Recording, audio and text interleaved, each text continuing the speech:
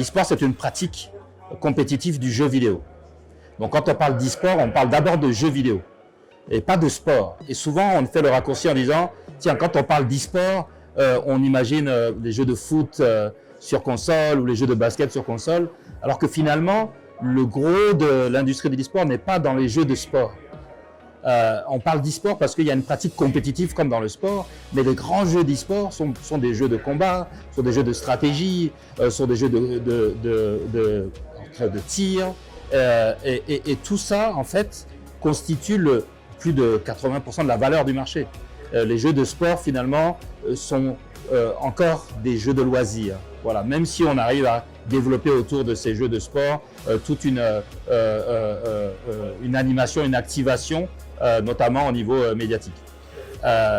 Lorsqu'on parle d'e-sport, on parle d'un marché qui représente environ 25, oui, c'est à peu près 25 milliards de dollars dans le monde. Ce qui est déjà énorme, hein. Ça correspond à peu près au marché de la musique. Moi, ce que je dis souvent, le jeu vidéo, c'est beaucoup plus large que l'e-sport. Quand on fait des jeux comme Assassin's Creed ou quand on fait des jeux comme Mario, c'est pas de l'e-sport. Voilà, on s'amuse, les enfants s'amusent dans le salon. Il n'y a pas de compétition entre deux personnes. Voilà, on joue seul contre l'ordinateur ou contre la console. Et ça, c'est le gros du marché. Juste pour vous donner un ordre de grandeur, le marché de la musique dans le monde, c'est 25 milliards. Le marché du cinéma, c'est 40 milliards. Le marché de ce qu'on appelle tout ce qui est Netflix, Amazon Prime, etc., vidéo, tout ce marché-là de la plateforme, c'est 80 milliards. Et quand on fait la somme de ces trois, on est à peu près à 150 milliards. À peu près. 150 milliards. Le jeu vidéo, le marché du jeu vidéo global, seul, c'est 200 milliards. C'est-à-dire que lorsqu'on prend le jeu vidéo, on est au-dessus de la musique, du cinéma et des plateformes réunies. Et c'est ça, ce marché-là. C'est ça dont on parle. Et aujourd'hui, malheureusement, en Afrique, on capte moins de 1% de cette valeur. Le marché aujourd'hui en Afrique, pardon, il est entre, allez, les chiffres varient, 1,5, 1,8, moins de 2 milliards de dollars. Donc, moins de 1% du marché. Donc, aujourd'hui, l'Afrique est très en retard sur le jeu vidéo. Et sur l'e-sport, c'est la même chose. On n'a pas eu de prise de conscience. Oui, il y a un marché à prendre. De la même manière que pour le sport traditionnel, le football, qu'est-ce qu'il faut faire? Il faut investir. Le Maroc l'a bien compris. Ils ont décidé de développer d'abord les infrastructures, ensuite d'amener la formation, l'accompagnement, de développer la compétition. C'est la même chose dans les sports. On n'a pas l'infrastructure.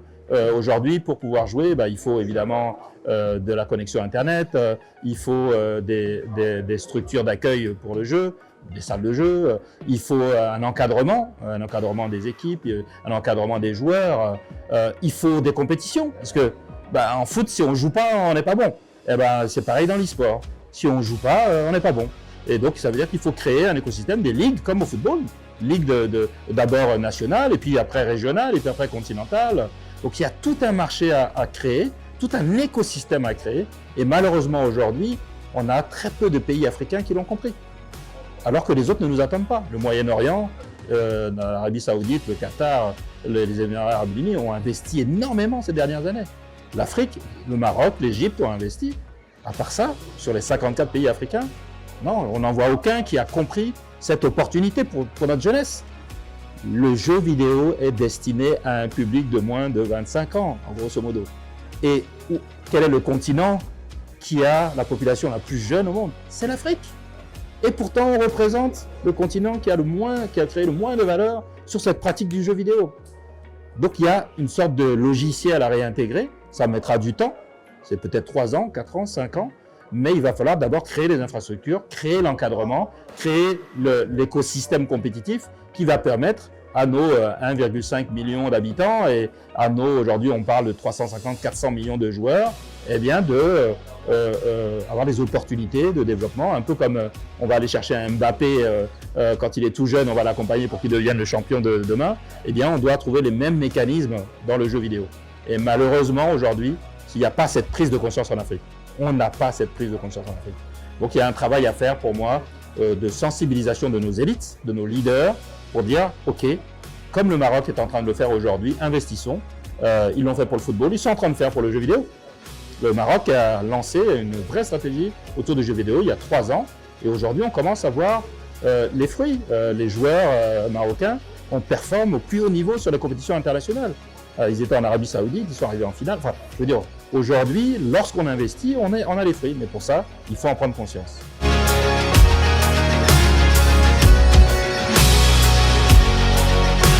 Oui, moi j'aime beaucoup la manière dont le football est structuré. Ça permet aussi, moi dans le business de l'e-sport et du jeu vidéo, ça me permet aussi de comprendre finalement les pistes. Alors même si l'industrie du jeu vidéo est un peu particulière, lorsqu'on organise une compétition d'e-sport, donc un match par exemple entre deux joueurs ou entre deux équipes de joueurs, autant dans le foot c'est assez simple. On a la Fédération nationale de foot qui intervient, qui va dire ok, voilà les règles, on a l'État ou la ville qui a construit le stade, on a des clubs qui gèrent ce stade et qui en ont monté un modèle économique. Bon, les acteurs sont bien identifiés, les joueurs ils viennent, ils prennent leur salaire, ils jouent. Donc je trouve qu'au niveau du football, ils ont bien clarifié. Malheureusement, dans le jeu vidéo et l'e-sport, on a une problématique, c'est qu'on a un acteur supplémentaire. Le foot n'appartient à personne. Vous dessinez un carré aux dimensions d'un terrain de foot, vous prenez un ballon aux dimensions d'un ballon de foot, des cages, vous mettez 22 joueurs sur le terrain et vous créez votre compétition. Vous n'êtes même pas obligé de faire une compétition officielle de la FIFA, vous pouvez créer votre propre compétition de foot. Eh bien, le jeu vidéo, c'est pas pareil. C'est-à-dire que si vous et moi, nous décidons de créer une équipe d'e-sport, de créer une compétition autour de cette équipe, il y a un ayant droit, celui qui a créé le jeu vidéo. Et c'est lui aujourd'hui qui détient la propriété intellectuelle du jeu. Et c'est ce qui est compliqué par rapport au football. Donc on peut reprendre des codes du football, c'est-à-dire quel est le business model du football. Bon, on va avoir évidemment le merchandising, on va dire les maillots, on va avoir le ticketing, vendre des billets, on va avoir le sponsorship, le sponsoring, on va avoir les droits médias, bien sûr. Donc tous ces aspects-là, on les retrouve dans l'e-sport puisque quand vous faites une compétition d'e-sport, vous voyez les joueurs, ils ont aussi des jerseys avec des sponsors, donc c'est le même modèle économique. Mais il nous manque aujourd'hui, on va dire, l'implication, l'investissement du propriétaire de la propriété intellectuelle, de l'éditeur de jeux. Il doit accompagner tout ça, il doit permettre de développer cet écosystème. Dans le foot, on a beaucoup le betting. Dans le sport traditionnel, par exemple. Eh bien, les éditeurs de jeux vidéo interdisent le betting, la plupart. Or, on sait que dans le football, le betting, c'est énorme. Les droits médias, dans le football, les droits médias sont énormes. Les éditeurs de jeux ne permettent pas aux organisateurs d'événements d'accéder aux droits médias. Ils ne souhaitent pas que leurs jeux soient utilisés, soient monétisés par des médias. Donc, on a besoin aujourd'hui de retrouver un équilibre entre tous les acteurs de la chaîne de valeur, dont l'éditeur, pour recréer de la valeur pour tous les organisateurs. Et là, on se rapprocherait beaucoup du football. Et c'est pour ça que c'est très intéressant de voir comment cette industrie du football s'est organisée, parce que ça nous permet de nous donner une vision à long terme, de discuter aussi avec les ayants droit, les éditeurs de jeux vidéo, en leur expliquant, vous voyez, si vous voulez que votre jeu continue à vivre et à se développer, il va falloir donner un peu plus de respiration aux autres éléments de la chaîne de valeur.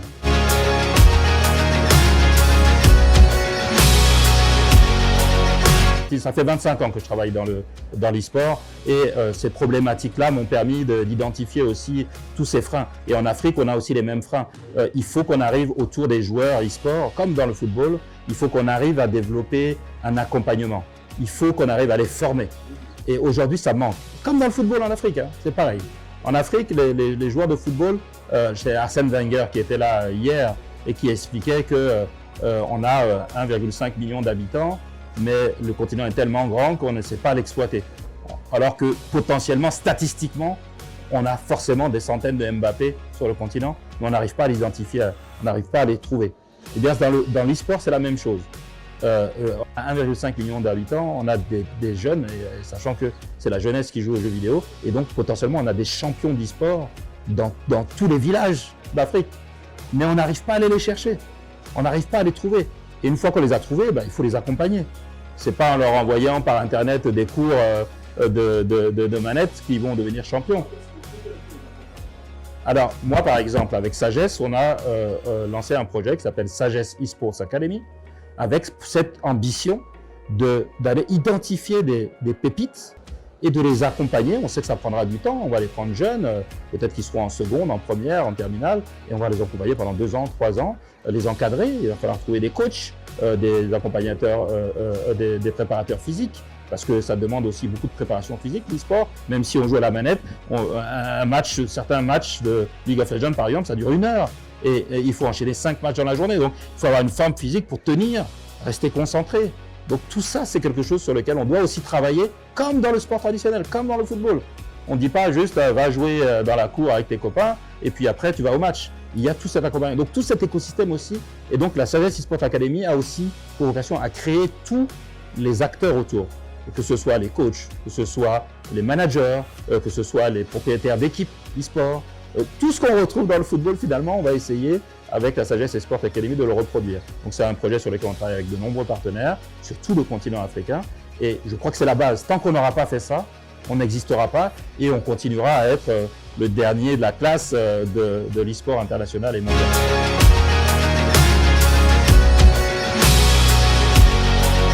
Alors, justement, c'est là où moi je dis, c'est parce qu'on ne s'en occupe pas qu'on a un problème aujourd'hui. Parce que beaucoup de gens disent non, mais l'e-sport, le jeu vidéo, c'est dangereux pour les enfants, on ne veut pas en entendre parler. Sauf que les gamins, ils continuent à jouer. Et comme ils n'ont pas d'encadrement, ben ils font n'importe quoi. Et les organisateurs d'événements, pareil, comme il n'y a pas d'encadrement, c'est un peu, c'est la foire comme on dit, c'est la bagarre, quoi.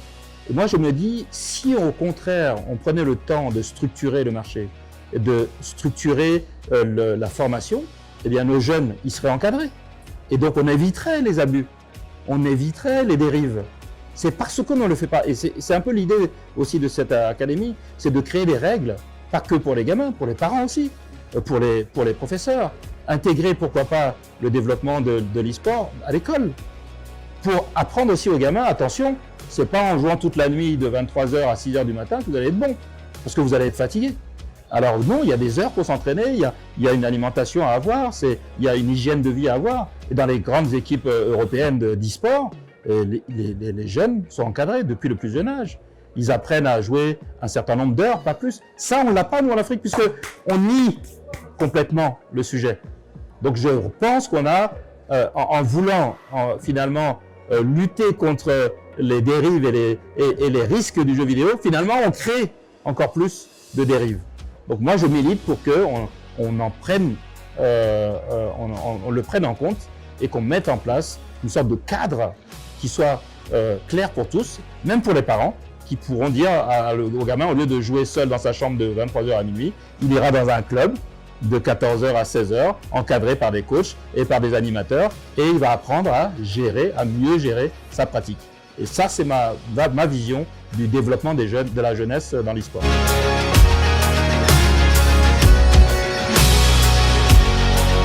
Absolument. Moi, je pense, et ça fait 3 ans que j'ai commencé à travailler sur le continent africain, et aujourd'hui, le gros de mon travail, c'est d'aller rencontrer nos leaders, les hommes politiques. Je travaille au Maroc avec le ministère de la Culture, par exemple, avec le ministre Ben Saïd et son équipe.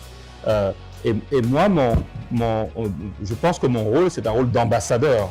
C'est-à-dire, ça fait 25 ans que je fais de l'e-sport, je pense que j'ai dû faire toutes les erreurs qu'on peut faire dans cette industrie, et je me dis, mais toutes ces erreurs-là, je peux éviter finalement aux acteurs africains qui débarquent sur ce marché de le faire. Et donc, je suis complètement d'accord avec vous. Il y a ce travail de sensibilisation à faire. C'est mon rôle. Voilà, je voyage toute l'année. J'étais en Afrique du Sud, j'étais au Kenya, j'étais en RDC, j'étais au Nigeria, j'étais à Madagascar, à Maurice. Et je me déplace et j'essaie de travailler à nos leaders pour leur expliquer, comme je suis en train de le faire aujourd'hui, qu'il y a une opportunité, mais que si on s'en saisit pas, on risque de laisser passer le train et que la valeur, elle se crée ailleurs. 2, on risque de laisser nos enfants finalement sans aucun encadrement et aller vers finalement les pratiques les plus dangereuses dans l'e-sport.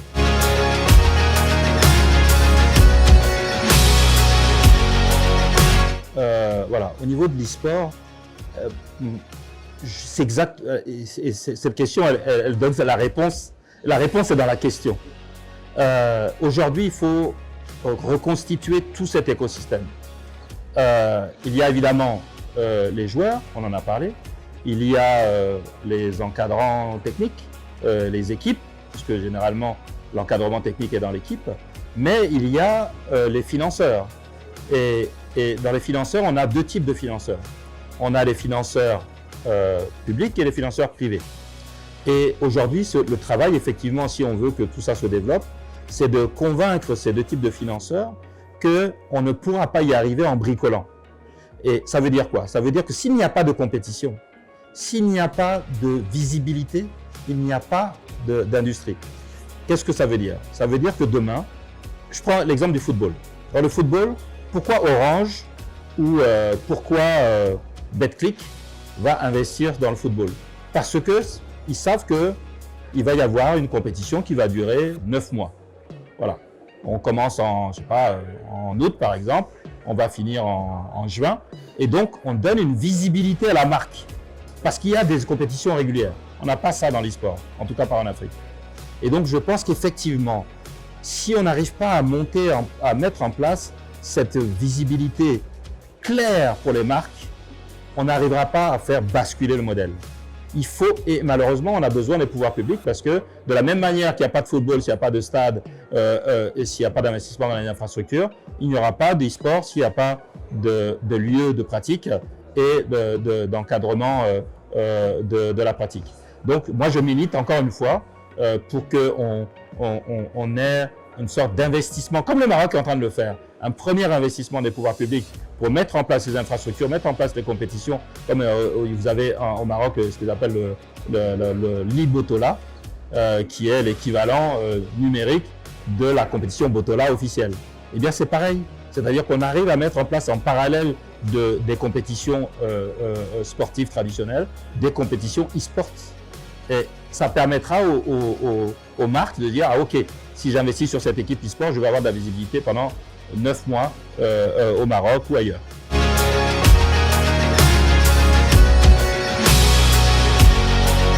C'est une très très bonne question. Et moi je dis oui à 100%. Je pense que l'e-sport est numérique, l'e-sport est digital. Et donc l'e-sport a appris à parler avec cette technologie, avec cette différence. Et à l'inverse, le football est très, on va dire, physique, ancré dans le réel. Et tout a été développé dans le football avec réellement, par exemple, le merchandising. On va vendre des maillots, des t-shirts au stade. Voilà, donc les ticketing, on va vendre un bout de papier. Et je pense qu'il y a un rapprochement à faire entre les deux. C'est-à-dire qu'autant l'e-sport essaye de se nourrir du sport traditionnel, autant je pense que le football pourrait se nourrir, notamment sous ce qu'on appelle le fan management. Aujourd'hui, dans l'e-sport, on est capable de mobiliser dans le monde entier des fans virtuellement, juste par la plateforme numérique. Et je pense que cette expertise-là, le football a intérêt à s'en rapprocher. Parce qu'une équipe, on parle souvent des équipes de football marocaines qui ont une fanbase hyper puissante. Et je pense qu'ils pourraient démultiplier ça en s'inspirant de tous les modèles qu'on a réussi à développer dans l'e-sport, dans la gestion des broadcasts sur Internet, dans la gestion des clubs virtuels d'équipes e-sport, etc. Donc pour moi, oui, il y a un potentiel de rapprochement et ça pourrait démultiplier la valeur, notamment de la marque.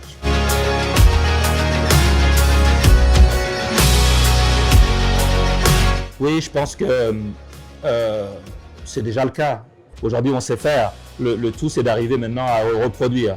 Ça, mais je pense que la recette, on l'a déjà. Il faut créer déjà un attachement au drapeau, un attachement à l'équipe nationale. Et puis après, en Afrique, on a un vrai problème, c'est qu'il faut fluidifier tout ça. Aujourd'hui, si on veut que le Sénégal, les supporters sénégalais puissent venir au Maroc pour suivre un match, il faut que le billet d'avion, le ticket d'entrée, les conditions d'hébergement soient accessibles. Et ça, c'est le gros problème en Afrique. La fluidité aujourd'hui des déplacements est trop complexe. Comment peut-on développer aujourd'hui un Français qui veut aller voir un match en Espagne, ça va, c'est pas très compliqué. Aujourd'hui, un Sénégalais qui veut aller voir un match à Lagos, c'est compliqué. Donc je pense que c'est un problème avec de multiples, c'est une équation avec de multiples inconnus, mais il faut arriver à faire bouger certaines variables. Et je pense que baisser les barrières d'entrée sur le déplacement, l'hébergement, en fait, toutes les conditions économiques est importante. Et aussi tout ce qui est la partie média. Vous voyez, en France, enfin dans les pays européens, les droits médias sont importants. En Afrique, on a un problème parce que je pense que nous tous, vous et moi et tous les Africains, on a encore du mal à accepter de payer pour cette valeur. On va préférer aller pirater les choses. Donc il y a tout un travail d'explication, de sensibilisation. Il ne s'agit pas d'aller chasser, punir. Je sais que certains pays le font déjà en Afrique, mais je pense qu'il y a tout un accompagnement, une éducation à tous les niveaux. Il faut que celui qui regarde la finale ou la demi-finale se dise ok, j'ai profité. Quand je vais au cinéma, je paye. Ben là, c'est pareil. Si je veux profiter de ce loisir, je dois payer. Pourquoi? Parce que cet argent, il est réinjecté ensuite dans l'industrie. Donc, on a un travail tous à faire ensemble. Les dirigeants du monde du sport, les dirigeants politiques, les joueurs, les équipes, mais aussi le consommateur. Voilà, c'est un travail pour moi qui doit être réfléchi de manière globale.